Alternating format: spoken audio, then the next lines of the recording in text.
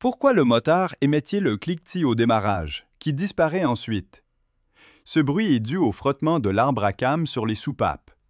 Nous allons aujourd'hui expliquer en détail le fonctionnement et le principe de la distribution, ainsi que l'origine de ce cliquetis. Le fonctionnement de moteur se déroule en 4 temps, appelé cycle à 4 temps.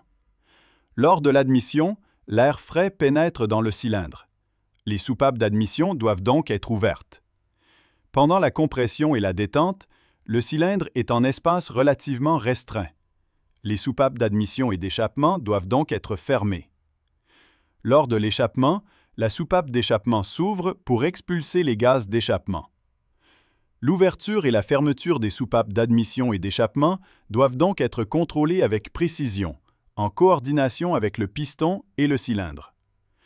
Le principe de contrôle est simple. Les soupapes sont conçues pour se dilater et se contracter.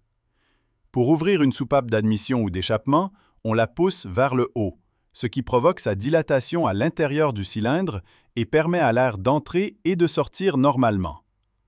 Pour la fermer, on la relâche. Le ressort de soupape se referme automatiquement. Qu'est-ce qui actionne les poussoirs de soupape? Les poulies d'arbre à cames. Derrière les poussoirs se trouvent 2 arbres à cames dont les cames ont une forme irrégulière.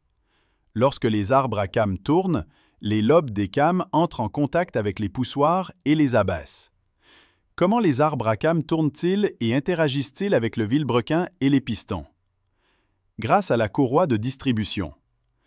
Il y a 2 arbres à cames, un pour l'admission et un pour l'échappement. Chaque arbre à cames est relié au vilebrequin par une courroie.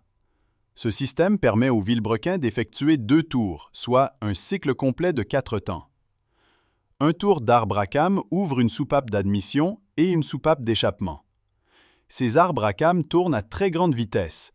Par exemple, un vilebrequin tournant à 2000 tours par minute signifie que l'arbre à cames tourne à 1000 tours par minute, soit 16,6 tours par seconde.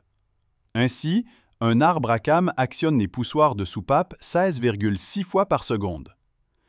Les moteurs modernes sont majoritairement à double admission et double échappement, ce qui signifie que chaque cylindre possède 2 soupapes d'admission et 2 soupapes d'échappement.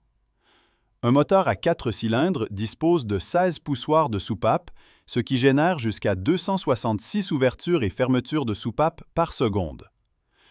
Ce mouvement à haute fréquence est à l'origine du cliquetis que nous entendons. Ce bruit disparaît au bout de certains temps car, au démarrage, le moteur est dépourvu d'huile, ce qui provoque des frottements à sec. Après quelques minutes de fonctionnement, l'huile pénètre dans le moteur, assurant la lubrification, et le cliquetis s'estompe progressivement. La courroie de distribution, l'arbre à cames, les poussoirs de soupape, etc. sont autant de composants qui contrôlent l'ouverture et la fermeture des soupapes d'admission et d'échappement.